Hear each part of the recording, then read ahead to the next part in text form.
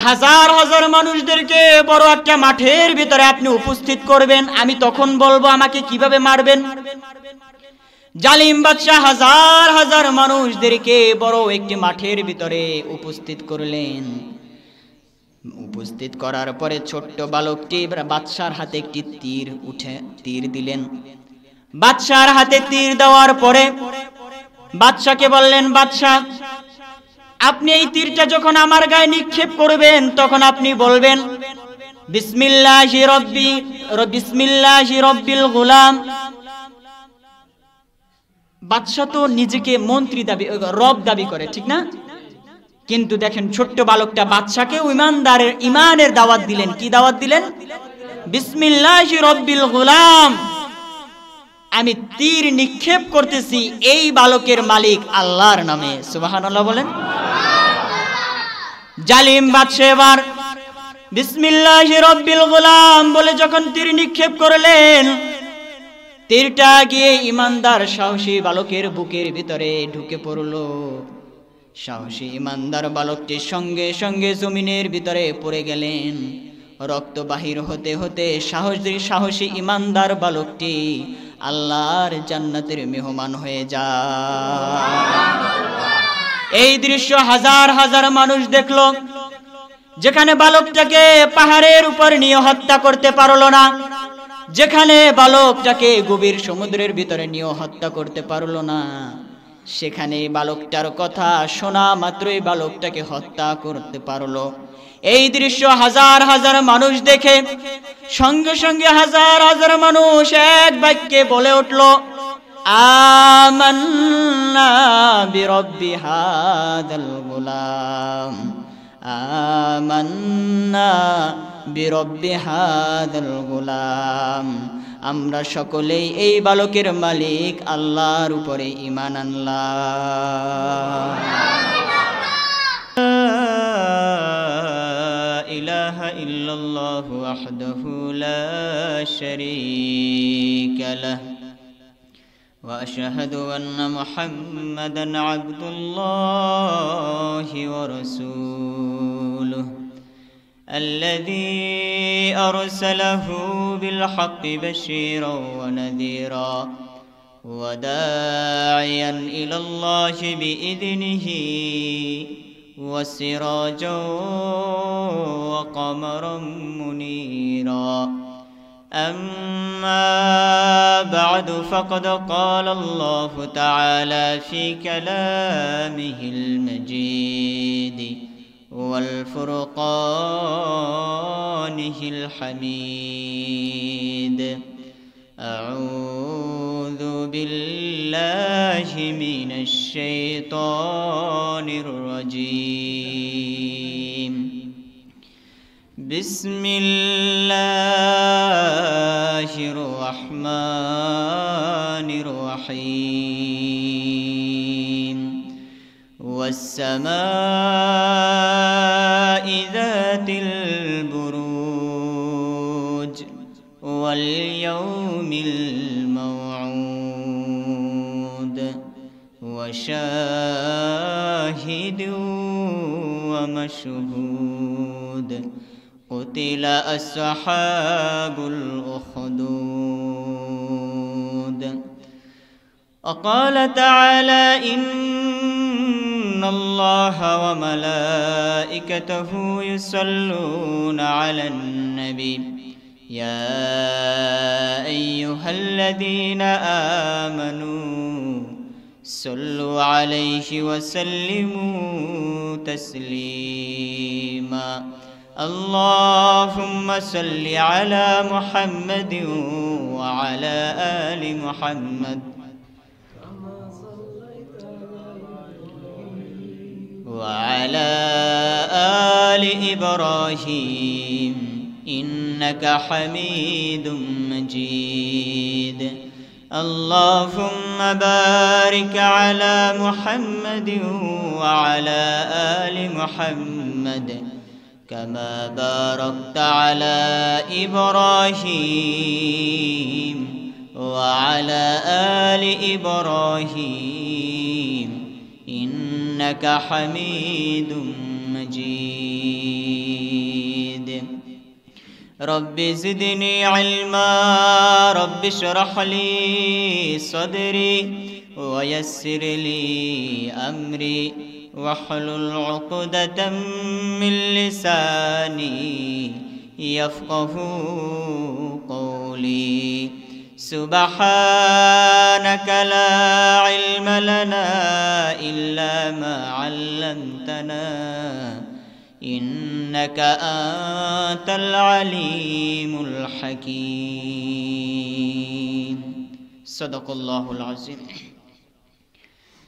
মহান আল্লাহ সুবহানাহু ওয়া তাআলার দরবারে লাখ কোটি শুকরিয়া যে আল্লাহ সুবহানাহু ওয়া তাআলা আপনাকে আমাকে আজকে পবিত্র শুক্রবার জুমার দিন আল্লাহর ঘর মসজিদে আসার এবং বসার মতো তৌফিক দান করেছেন এবং আমার মতো গুনাহগার বান্দার মুখ থেকে কিছু কথা শোনার মতো তৌফিক যে আল্লাহ সুবহানাহু ওয়া তাআলা করে দিয়েছেন এজন্য সে আল্লাহ সুবহানাহু ওয়া তাআলার দরবারে আমরা সবাই দেহের সমস্ত শক্তিটুকু গলার কাছে এনে চিল্লায়ে পড়ি আলহামদুলিল্লাহ। আমরা আরো একবার শুকরিয়া আদায় করে নিশ্চয়ই আল্লাহ সুবহানাহু ওয়া তাআলার দরবারে যিনি আপনাকে আমাকে দয়া করে মায়া করে হায়াতে তৈয়বা দিয়ে বাঁচিয়ে রেখে এখনো পর্যন্ত আল্লাহ সুবহানাহু ওয়া তাআলার ইবাদত বন্দেগী করার মতো তৌফিক দিয়েছেন এজন্য সেই আল্লাহ সুবহানাহু ওয়া তাআলার দরবারে আমরা আরো একবার শুকরিয়া আদায় করি আলহামদুলিল্লাহ। আজকে আমরা আলোচনা করব সূরা বুরুজ থেকে। কোন সূরা থেকে? সবাই একটু তাকান, এদিকে তাকান, নিচের দিকে তাকাই আছেন কেন?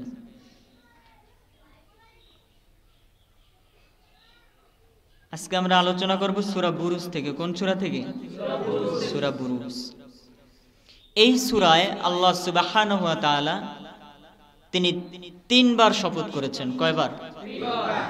তিনবার তিনি শপথ করেছেন। ওয়াস-সামাই যাতিল বুরুজ, শপথ গ্রহ নক্ষত্র শোভিত আকাশে। ওয়াল ইয়াউমিল মাউউদ, আর শপথ প্রতিশ্রুতি দিবসের। ওয়াশাহিদু ওয়া মাশহুদ, আর শপথ সাক্ষ্যদাতা এবং উপস্থিতগণের। শপথ হলো কয়বার? কথা বলেন সবাই, শপথ হচ্ছে কয়বার? তিনবার। আল্লাহ সুবহানাহু ওয়া তাআলা বললেন ওয়াস-সামাই যাতিল বুরুজ, শপথ গ্রহ নক্ষত্র শোভিত আকাশের, বিশিষ্ট আকাশের। আল্লাহ সুবহানাহু ওয়া তাআলা তিনি তিনবার শপথ করার শুরুতেই বললেন ওয়াস-সামাই যাতিল বুরুজ, শপথ গ্রহ নক্ষত্র বিশিষ্ট আকাশের। হাদিস শরীফের ভিতরে এসেছে মানুষ চলাচলের জন্য যে রকমের রাস্তা রয়েছে গ্রহ নক্ষত্রর জন্য এরকমের আসমানে 12টি কক্ষপথ রয়েছে। আপনি এখান থেকে ঢাকা যাবেন, রাস্তা আছে না নাই? এদিকে খেয়াল করেন, আপনি এখান থেকে ঢাকা যাবেন, রাস্তা আছে না নাই? আপনি এখান থেকে টেকেরহাট হয়ে শরীয়তপুর হয়ে যাবেন, শরীয়তপুর যাবেন, রাস্তা আছে না নাই?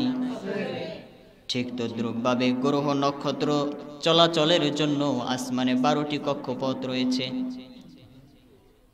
এরপরে আল্লাহ সুবহানাহু ওয়া তাআলা বললেন ওয়াল ইয়াউমিল মাউউদ, আর শপথ প্রতিশ্রুতি দিবসের, অর্থাৎ ইয়াউমাল কিয়ামা, কিয়ামত দিবসের।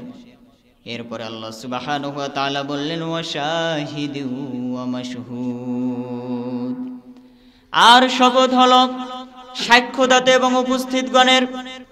মুফাসসিরিন ইকরামের অনেক ব্যাখ্যা করেছেন, এর ভিতরে একটা ব্যাখ্যা হচ্ছে আল্লাহ সুবহানাহু ওয়া তাআলা তিনি বললেন শাহিদ ওয়া মাশহুদ, অর্থাৎ আল্লাহ সুবহানাহু ওয়া তাআলা জুমার দিন এবং আরাফার দিনের শপথ করলেন তিনি। তাহলে শপথ হচ্ছে কয়বার? তিনবার। তিনবার শপথ করে আল্লাহ সুবহানাহু ওয়া তাআলা বলতেছেন কুতিলা আসহাবুল উখদুদ, ধ্বংস হয়েছে, অভিশপ্ত হয়েছে জমিনে গর্ত খননকারীওয়ালা। তিনবার শপথ করে আল্লাহ সুবহানাহু ওয়া তাআলা বললেন কি, কুতিলা আসহাবুল উখদুদ, ধ্বংস হয়েছে জমিনে গর্ত খননকারীওয়ালারা। আন-নারি যাতিল ওয়াকুদ, যে গর্ত ছিল অগ্নিশিখায় পরিপূর্ণ। অহুম আলা আন-নারি যাতিল ওয়াকুদ ইয হুম আলাইহা কুউদ, এবং তারা তার পাশে বসেছিল। ওয়ামা নাকামু, এরপরে আল্লাহ সুবহানাহু ওয়া তাআলা বলতেছেন, তিনবার শপথ করার পরে বলতেছেন কুতিলা আসহাবুল উখদুদ, ধ্বংস হয়েছে জমিনে গর্ত খননকারীওয়ালারা। এখন গর্ত খননকারীওয়ালারা কারা শুনবেন? গর্ত খননকারীওয়ালারা হচ্ছে যাদের ব্যাপারে আল্লাহ সুবহানাহু ওয়া তাআলা বললেন, এটা হচ্ছে আরবের একটা জায়গা হচ্ছে নাজরান। এটা বর্তমান যে সৌদি আরব, এই সৌদি আরবে এই জায়গাটা হচ্ছে নাজরান। এই নাজরানে একজন বাদশা ছিল, জালিম বাদশা। কি বাদশা ছিল? জালিম বাদশা ছিল। রাজা বাদশা যারা হয় তারা তো অধিকাংশই জালিম হয়ে যায়, ঠিক কিনা? মুসলমানদের ভোট দিয়া ক্ষমতায় গিয়ে তখন আর মুসলমানদের ভালো লাগে না, তখন আর ইসলাম ভালো লাগে না। তখন সংসদে গিয়ে ক্ষমতা পেয়ে তখন মুসলমানদের অনুভূতির জায়গা কোরআন এবং ইসলামের বিরুদ্ধে তখন আইন পাস হয়, ঠিক কিনা? তো সে ছিল জালিম, সে নিজেকে খোদা দাবি করেছিল, রব দাবি করেছিল। তার ছিল একজন জাদুকর। কি ছিল? জাদুকর। জাদুকর যখন বৃদ্ধ হয়ে যায় তখন জাদুকর বাদশাকে এসে বলতেছে, বাদশা, আমি তো কয়দিন বাঁচবো আর জানি না, তো আমাকে আপনি এমন কিছু একটা বালক দেন, একটা যুবক দেন, আমি তাকে আমার জাদুবিদ্যা শিখিয়ে দিই। আমি মারা যাওয়ার পরে আপনার স্থলাভিষিক্ত সে হবে, সে আপনার কাজে আসবে। বাদশা মানুষ চিন্তা ভাবনা করে দেখলেন, কথা তো ঠিকই আছে, কথা তো ঠিকই আছে। তিনি একজন বালককে জাদুকরের কাছে প্রেরণ করলেন। বালকটা প্রত্যেকদিন জাদুবিদ্যা শেখার জন্য জাদুকরের কাছে যায়, আবার জাদুবিদ্যা শিখে আবার বাসায় চলে আসে। এরকমের করে চলতেছে অনেক দিন। এরকমের চলার পরে যেই রাস্তা দিয়ে বালকটা জাদুকরের কাছে আসা যাওয়া করতেন, ওই রাস্তার পাশেই মাঝখানে একটি খ্রিস্টান পাদ্রীর আস্তানা ছিল, যে আল্লাহর উপর ঈমান এনেছিল। খ্রিস্টান পাদ্রীর একটা আস্তানা। একদিন বালকটা করলেন কি, ওই খ্রিস্টান পাদ্রীর আস্তানার ভিতরে ঢুকলেন। খ্রিস্টান পাদ্রীর আস্তানার ভিতরে ঢুকার পরে খ্রিস্টান পাদ্রী তাকে ঈমানের দাওয়াত দিলেন, আল্লাহর তাওহীদের দাওয়াত দিলেন। ছোট্ট বালকটি আল্লাহ সুবহানাহু ওয়া তাআলার উপর ঈমান আনলেন। ঈমান আনতেছে আবার জাদুবিদ্যাও শিখতেছে। বালকটা ঈমান আনতেছে আবার জাদুবিদ্যাও শিখতেছে। এরকমের অনেক দিন চলার পরে একদিন বালকটা জাদুবিদ্যা শিখার জন্য যখন যাইতেছে, তখন দেখতেছে রাস্তার মাঝখানে, রাস্তার দুই পাশে হাজার হাজার মানুষ দাঁড়িয়ে আছে। হাজার হাজার মানুষ রাস্তার দুই পাশে দাঁড়িয়ে আছে, পারাপার হইতেছে না। বালকটা কাছে গেলেন, কাছে গিয়ে তিনি দেখলেন একটা হিংস্র জন্তু, কোন কোন বর্ণনায় আসছে একটা হিংস্র সিংহ পথ আটকে রাস্তার মাঝখানে বসে আছে। জন্তুটা এতই হিংস্র, জন্তুটা যে মানুষজন ভয়ে কেউ রাস্তা পার হইতে পারতেছে না, রাস্তার দুই পাশে দাঁড়িয়ে আছে হাজার হাজার মানুষ। ছোট্ট বালকটা এবার মনে মনে বললেন, এখনই তো মুখ্যম সময় পরীক্ষা করার। জাদুকরের জাদুবিদ্যা সত্য না খ্রিস্টান পাদ্রীর ঈমানের দাওয়াত সত্য, এখনই তো পরীক্ষার সময়। এই চিন্তা ভাবনা করে ছোট্ট বালকটা হাতের ভিতরে একটা পাথর নিলেন। ছোট্ট বালকটা হাতের ভিতরে একটা পাথর নিয়ে তিনি বললেন, হে আল্লাহ, জাদুকরের জাদুবিদ্যার চাইতে যদি খ্রিস্টান পাদ্রীর ঈমানের দাওয়াত যদি তোমার কাছে অধিক পছন্দনীয় হয়, তাহলে এই পাথরটা মারার সঙ্গে সঙ্গে যেন সিংহটা মারা যায়। আর যদি খ্রিস্টান পাদ্রীর দাওয়াতের চেয়ে যদি জাদুকরের জাদুবিদ্যা সত্য হয়, তাহলে পাথরটা মারার সঙ্গে সঙ্গে যেন সিংহটা না মরে। এই কথা বলে বালকটা পাথরটা যখন সিংহর গায়ে নিক্ষেপ করলেন, সঙ্গে সঙ্গে সিংহটি মারা যায়। এই কথা যখন সমস্ত হাজার হাজার মানুষ উপলব্ধি করলো, দেখলো, তখন হাজার হাজার মানুষ ছেলেটার কাছে আসতে লাগলো, বালকটার কাছে আসতে লাগলো। বালকটার অনেক গুণ ছিল, তার ভিতরে একটা কারামত হচ্ছে, কোন কুষ্ঠ রোগী যখন বালকের কাছে যাইতো, তখন বালকটা আল্লাহর কাছে দোয়া করত, সঙ্গে সঙ্গে সে সুস্থ হয়ে যেত। আরেকটা ছিল, বালকটা আপনার কোন অন্ধ রোগী যদি বালকটার কাছে যেত, তাহলে বালকটা আল্লাহর কাছে দোয়া করত, অন্ধ রোগী সুস্থ হয়ে যেত। সুবহানাল্লাহ বলেন। সুবহানাল্লাহর আওয়াজ নাই? আপনারা এদিক মনোযোগ দেন। অন্ধ রোগী সুস্থ হয়ে যেত। এই সুনাম সুখ্যাতি যখন সারা শহরে পুরা দেশে ছড়ায় পড়ল, হাজার হাজার অন্ধ রোগী বালকটার কাছে আসতে লাগলো, বালকটা আল্লাহর কাছে দোয়া করতে লাগলো, আর হাজার হাজার অন্ধ রোগী সুস্থ হয়ে যেতে লাগলো। হাজার হাজার কুষ্ঠ রোগী বালকটার কাছে আসতে লাগলো, বালকটা আল্লাহর কাছে দোয়া করতে লাগলো, আবার সমস্ত মানুষ কুষ্ঠ রোগীগুলা সুস্থ হয়ে যেতে লাগলো। এরকমের যখন চলতেছে, খ্রিস্টান পাদ্রীর কাছে, ওস্তাদের কাছে এই খবর গেছে। ওস্তাদ একদিন বালকটাকে ডাকলেন, ডেকে বললেন, হে বৎস, তুমি তো সম্মানের দিক থেকে, মর্যাদার দিক থেকে আমার থেকে উপরে চলে গিয়েছো। হে বৎস, শুনে রাখো, অতি শীঘ্রই তোমাকে ঈমানের পরীক্ষা দিতে হবে, অতি শীঘ্রই তোমাকে জালিমের জুলুমের শিকার হতে হবে। অতএব তোমার উপর যখন নির্যাতন করা হবে, নিপীড়ন করা হবে, তখন তুমি ভুলেও আমার নাম বলে দিও না। ঘটনাক্রমে ওই জালিম বাদশার একজন মন্ত্রী ছিল, ওই মন্ত্রী অন্ধ হয়ে গেছে। অন্ধ হয়ে যাওয়ার পরে সে আর অনেক দিন ধরে রাজসভায় যায় না, কারণ আমি যদি এই অন্ধ চোখ নিয়ে রাজসভায় যাই, তাহলে তো আমার আর মন্ত্রিত্ব থাকবে না। মন্ত্রী একদিন খবর পেলেন, অমুক শহরে অমুক গ্রামে একটি বালক আছে, যার কাছে যদি কোনো ব্যক্তি যায় তাহলে অন্ধ রোগী সুস্থ হয়ে যায়, ভালো হয়ে যায়। এবার মন্ত্রী অনেক হাদিয়া নিয়ে উপঢৌকন নিয়ে বালকটার কাছে আসলেন। বালকটার কাছে এসে বলতেছেন, ওগো বালক, আমি শুনেছি তুমি বলো অন্ধ রোগীদেরকে সুস্থ করে দাও। আমি মন্ত্রী, আমি অনেক হাদিয়া তোহফা নিয়ে তোমার কাছে আসলাম, তুমিও আমাকে সুস্থ করে দাও। সঙ্গে সঙ্গে বালকটা বলল, হে মন্ত্রী, আমি কাউকে ভালো করতে পারি না, যিনি ভালো করেন তিনি হলেন আল্লাহ। সম্পূর্ণ অহংকার মুক্ত, সম্পূর্ণ অহংকার মুক্ত একটি কথা বললেন, হে মন্ত্রী, আমি কাউকে ভালো করতে পারি না, ভালো করেন কে? পাবে, কিন্তু একটি শর্ত হচ্ছে, তোমাকে আল্লাহর উপরে ঈমান আনতে হবে। যদি তুমি আল্লাহর উপরে ঈমান আনো, তাহলে তুমিও চক্ষু ফিরে পাবে।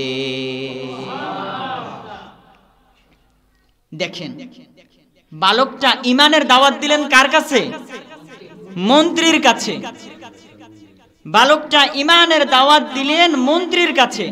আমি বলতে চাই, আমার দেশে যারা তরিকত তাসাউফের কাজ করে, পীর মাশায়েখ বুজুর্গানে ইকরাম, বাংলাদেশকে যারা পরিচালনা করেন, এমপি, মন্ত্রী, জজ, ব্যারিস্টার, উকিল, আমলা, কামলা, বাংলাদেশকে যারা পরিচালনা করেন, তারা কোনো না কোনো দরবারে পীরের কাছে যান নির্বাচনের আগে দোয়া নেওয়ার জন্য, ঠিক না?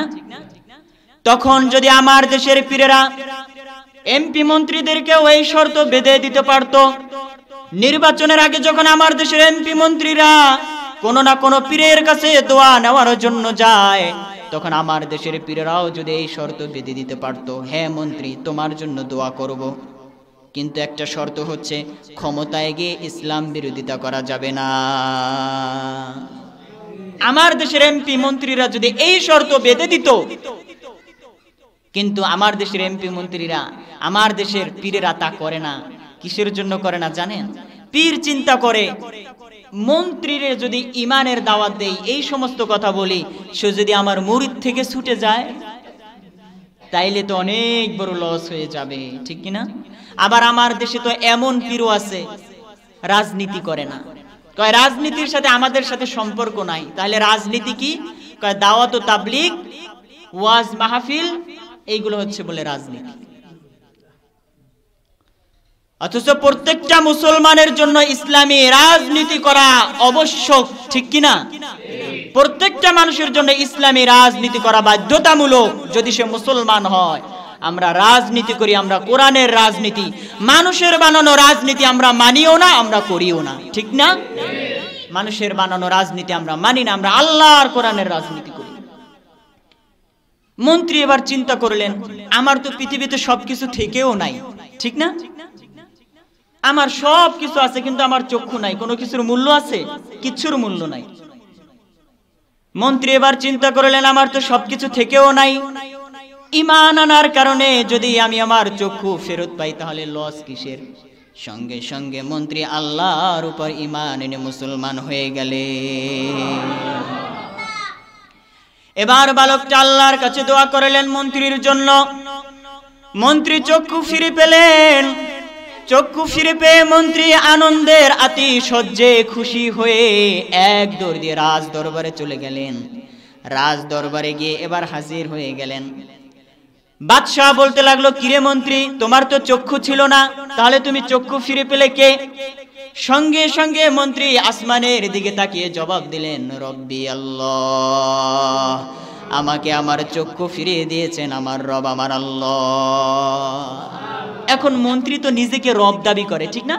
বোকা মন্ত্রী ভাবছে কি আমার কথা মনে হয় কইছে। মন্ত্রী বলল কি, আনা আমি। কয় তুমি আবার রব হইলা কবে? সুবহানাল্লাহ কইবেন না? মন্ত্রী, যে মন্ত্রী এতদিন জালিম বাদশার গোলামি করছে, খোদা বইলা মাইনে নিছে, সেই মন্ত্রী এখন বলতেছে তুমি আবার রব হইলা কবে? তুমি আবার রব হইলা কবে? এবার বলতেছে, কেন, আমি তো তোর রব। কয় না, তোমার রব আমার রব, তামাম পৃথিবীর রব যিনি, আমি তার উপর ঈমান এনেছি। এই কথা বলার পরে মন্ত্রী এবার রাগে অগ্নিশর্মা হয়ে গেলেন। রাগে রাগান্বিত হয়ে মন্ত্রী এবার নির্দেশ দিলেন, একে কারাগারে বন্দী করো, এর উপর নির্যাতনের স্টিম রিলার চালিয়ে দাও। মন্ত্রীর উপর নির্যাতন চালিয়ে দেওয়া হলো। মন্ত্রীকে বলল, ঈমান ছাড়ো। মন্ত্রী বলল, ঈমানের মজা যে একবার পাইছি, এই ঈমান ছাড়তে আর পারবো না। এবার মন্ত্রীকে বলল, তুমি আল্লাহকে চিনলা কিভাবে? মন্ত্রী এবার বালকটার কথা বলে দিলেন। বালকটাকে এবার ধরে নিয়ে আসা হলো। বালকটিকে এবার ধরে আনার পরে মন্ত্রী তো বালকটাকে দেখে অবাক, কিরে বালক, তোরে তো আমি জাদুবিদ্যা শিখার জন্য প্রেরণ করেছিলাম, কিন্তু তুই কিভাবে আল্লাহকে বিশ্বাস করলি, আল্লাহর তাওহীদকে বিশ্বাস করলি? বালকটা এবার বলে না। বালকটাকে এবার কারাগারে বন্দী করে বালকটার উপর নির্যাতন চালিয়ে দেওয়া হলো। বালকটার উপরে নির্যাতন চালিয়ে দেওয়ার পরে এক পর্যায়ে বালকটা ওস্তাদের কথা বলে দিছে। ওস্তাদকে? পাদ্রী, খ্রিস্টান পাদ্রী, ওস্তাদের কথা বলে দিছে। এবার রাজ কর্মচারীদেরকে নির্দেশ দিল, ওস্তাদকে ধরে নিয়ে আসো। ওস্তাদকে ধরে নিয়ে আসা হলো, খ্রিস্টান পাদ্রীকে ধরে নিয়ে আসা হলো। খ্রিস্টান পাদ্রী এবং মন্ত্রীকে দুইজনকে জালিম বাদশাহ করাত দিয়ে গর্দানকে দ্বিখণ্ডিত করে হত্যা করে ফেলেছে। করাত দিয়ে চিরে চিরে ঈমান আনয়নের কারণে তাদের দুজনের গর্দানকে কেটে ফেলেছে, তাদেরকে হত্যা করে ফেলেছে। এবার বালকটাকে বলতেছে, বালক তুমি ঈমান ছাড়ো। বালক বলতেছে, না, ঈমান ছাড়তে পারবো না। এবার রাজ কর্মচারীর লোকদেরকে জবাব দিল, বালকটাকে পাহাড়ের উপরে নিয়ে পাহাড়ের উপর থেকে ফেলে তাকে হত্যা করে ফেলো। বালকটাকে এবার পাহাড়ের উপরে নিয়ে যাওয়া হলো। বালকটাকে পাহাড়ের উপরে নিয়ে যাওয়ার পরে সঙ্গে সঙ্গে পাহাড়ের ভিতরে ভূমিকম্প শুরু হয়ে গিয়েছে। রাজ কর্মচারীর লোকজন পাহাড় থেকে পড়ে মারা যায়, আর ছোট্ট ইমানদার সাহসী বালকটা হারতে হারতে আবার রাজ দরবারে চলে আসে। বাদশা বলল, কিরে আমার লোকজন কই? কয় তারা পাহাড়ের উপর থেকে পড়ে মারা গেছে। যাকে গেলেন মারতে তিনি গেলেন বেঁচে, যারাই গেলেন মারতে তারাই গেলেন মরে। এসব পারেন কে? আর জোরে চিল্লায় বলেন, এসব পারেন কে? এবার জালিম বাদশা বলল, আরেক দল রাজকর্মচারীদেরকে বলল, এই ছোট্ট বালকটাকে গভীর সমুদ্রের ভিতরে নিয়ে ফেলে হত্যা করে আসো। ছোট্ট বালকটাকে গভীর সমুদ্রের ভিতরে নিয়ে যাওয়ার পরে ছোট্ট বালকটা এবার সমুদ্রের ভিতরে যখন নিয়ে গিয়েছে, সঙ্গে সঙ্গে সমুদ্রের ভিতরে ঝড় তুফান শুরু হয়ে গেছে। জাহাজ কাঁপতে কাঁপতে রাজকর্মচারীর লোকজন জাহাজ থেকে পড়ে মারা গেছে। ছোট্ট বালকটি আবার রাজ দরবারে জালিম বাদশার সামনে চলে আসছে।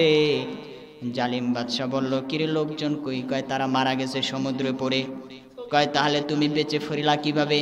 কয় আমি যখন পাহাড়ের উপরে গিয়েছি, আবার আমাকে যখন গভীর সমুদ্রের ভিতরে নিয়ে যাওয়া হয়েছে, তখন আমি আল্লাহর কাছে দোয়া করেছি, ওগো আল্লাহ আপনি আমাকে হেফাজত করেন, আপনি আমাকে এই অত্যাচারী জালিম বাদশার থেকে বাঁচান, আপনি যেভাবে ভালো মনে করে।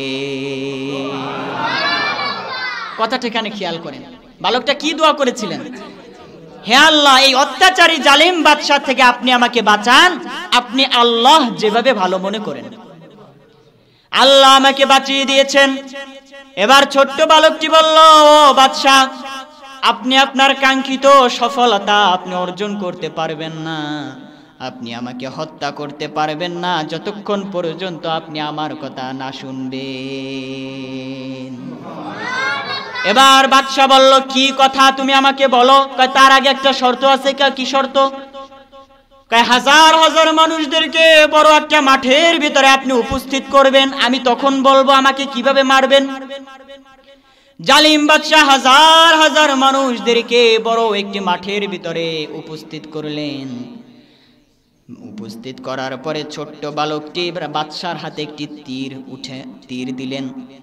বাদশার হাতে তীর দেওয়ার পরে বাদশাকে বললেন, বাদশা আপনি এই তীরটা যখন আমার গায়ে নিক্ষেপ করবেন, তখন আপনি বলবেন বিসমিল্লাহি